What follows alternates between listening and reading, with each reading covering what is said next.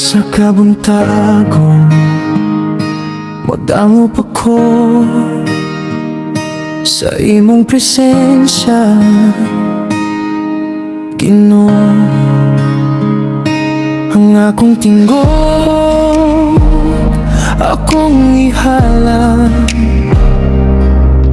pagdayeg nga tinud ug walay paglimod.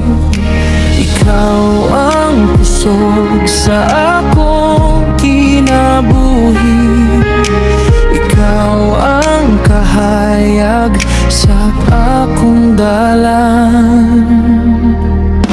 Pagdayeg ug paghimaya sa Ginoo, ang akong kasing-kasing imo nang gipanagiya. Sa tanang panahon, ikaw ang tunggon. Pagdayeg ug paghimaya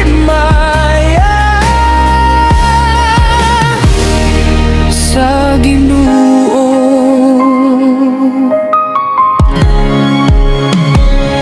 Sa kalisod o kalipay, magpabilin ng